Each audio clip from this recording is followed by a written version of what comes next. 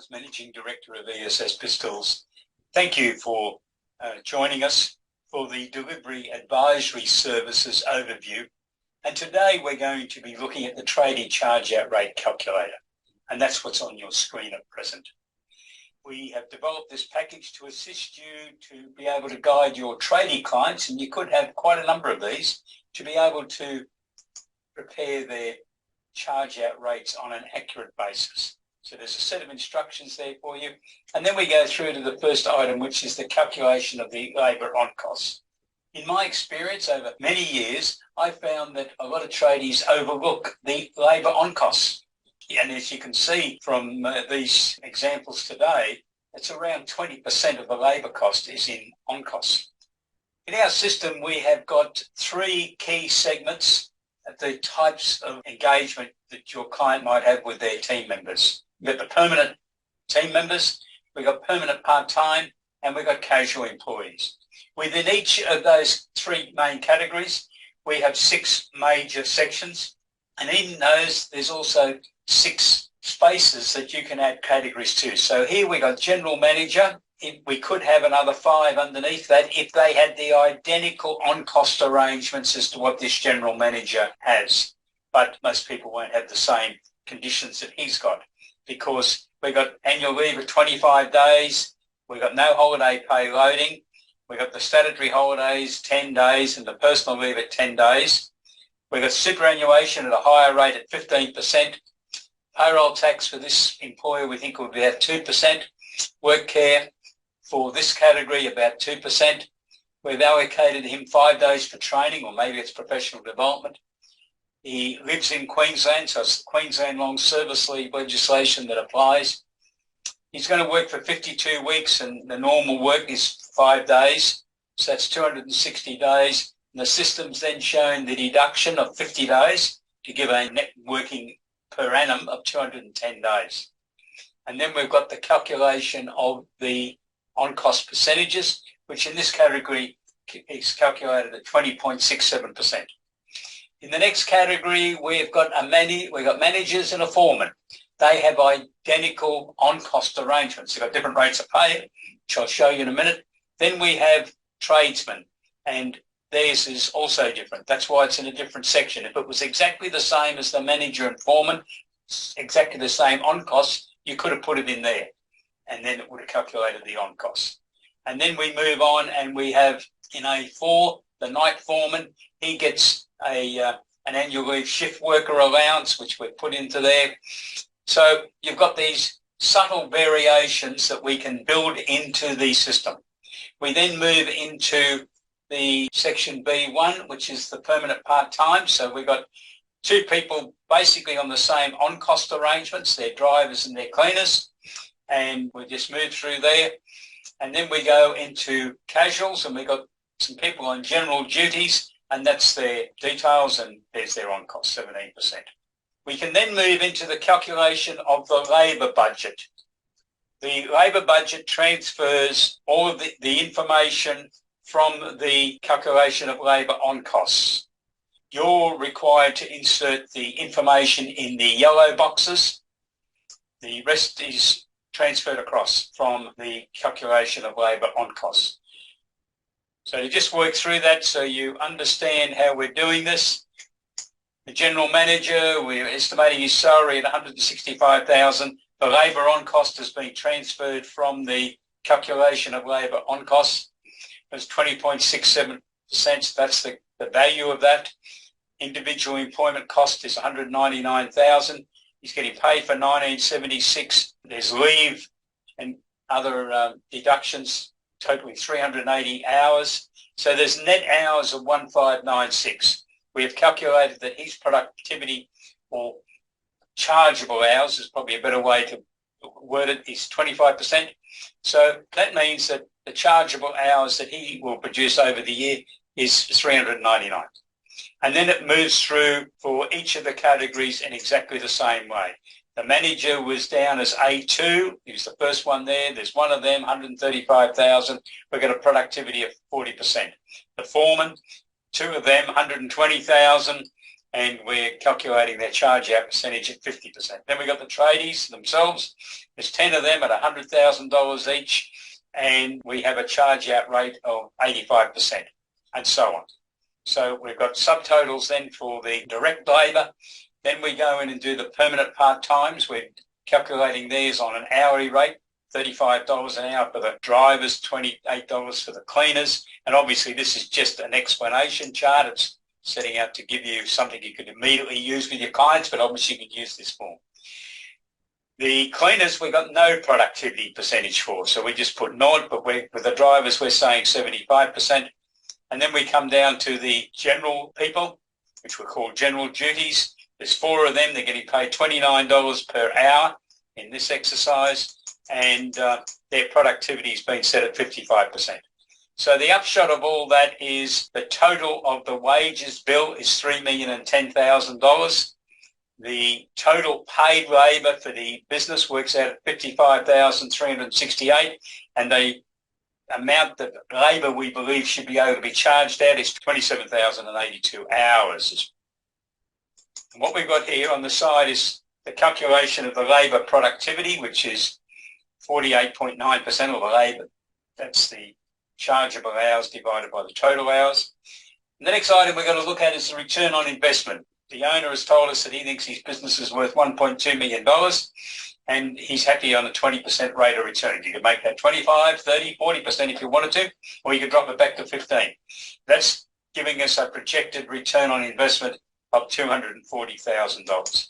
The next thing we look at is the projected overhead costs. Now, I haven't gone through and listed them in detail. In practice, I think you should be doing that. I've taken a shortcut for this demonstration. I put a total of $750,000 into there. The next key item, especially for a tradie business, is the amount of purchases they're going to make on behalf of their clients.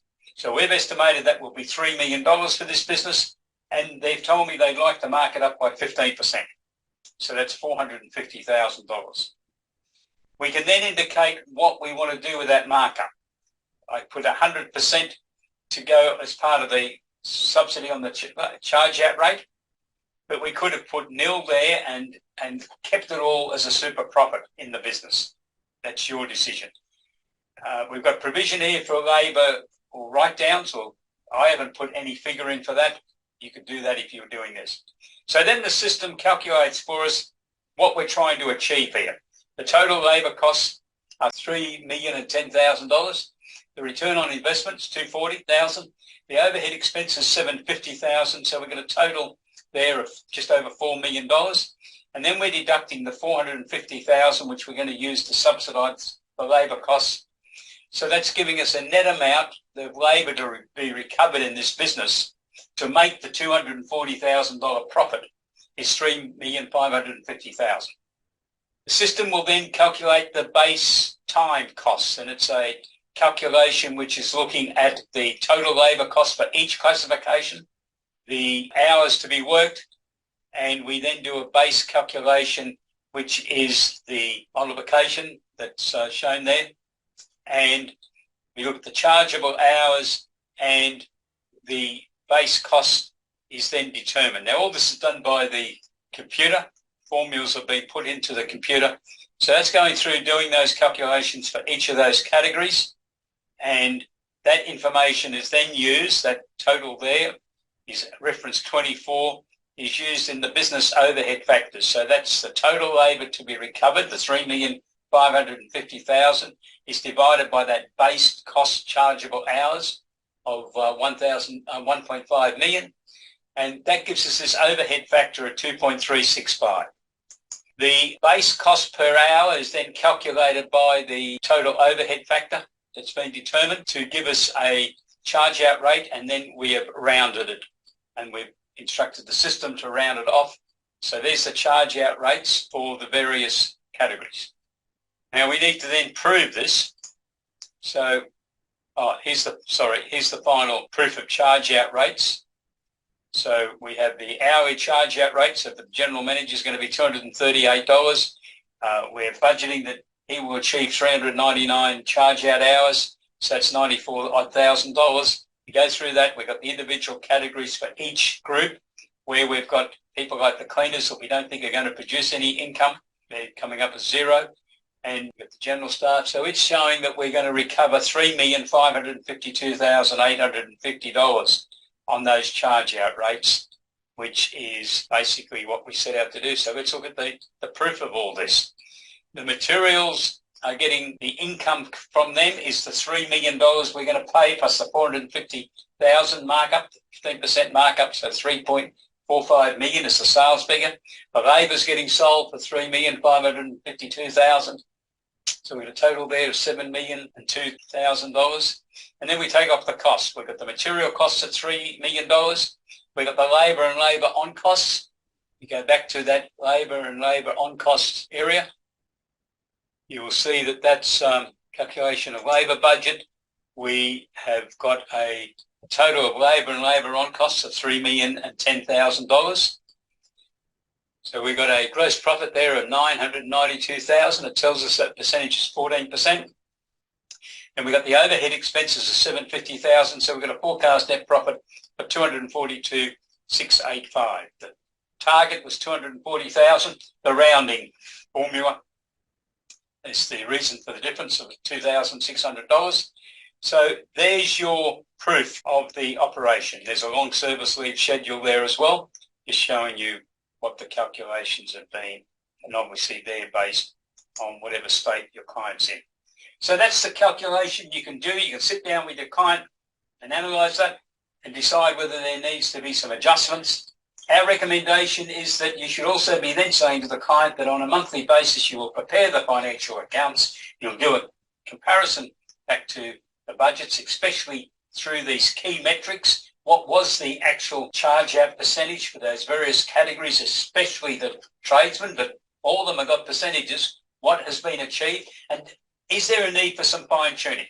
So you're not doing it 8 or 9 months after the end of the financial year. You're doing it a few days after the end of each month. So you're able to make any adjustments that are necessary. So ladies and gentlemen, that's our summary on the Tradies charge-out rate. Some of our subscribers find this a fantastic product to talk to their clients because every accountant's got tradie clients, and you're able then to sit down and have a conversation with them and put them into place. One of our subscribers has told us that he's now got 120 tradies. He charges them $8,000 over and above what they were paying just for their annual set of accounts and tax returns to be done for this full service, doing these calculations and then the monthly accounts review and a monthly meeting to review the performance. So he's created quite a business out of Tradies. When he come and saw us about subscribing to this product in the first place, because he heard about it, he told me he had about 20 tradie clients. He's now got 120. And he tells me that that has been built up through word of mouth. He's done no promotion. It's just tradies talking on work sites. Why don't you try it? I hope that you're able to have a good look at this product on our website, and I look forward to you contacting me. And don't forget, we've got a special price that's operational through to the 19th of December with a special package, and we would love to hear from you. If you have any questions, please don't hesitate to contact us. Send me an email and I'll set up a Zoom meeting, peter@essbiztools.com.au, or if you want to just make a phone call and we'll organise it from there, 1800 232 088. And if I don't talk to you again before Christmas, Merry Christmas, and I hope 2024 is a great year for you. Goodbye.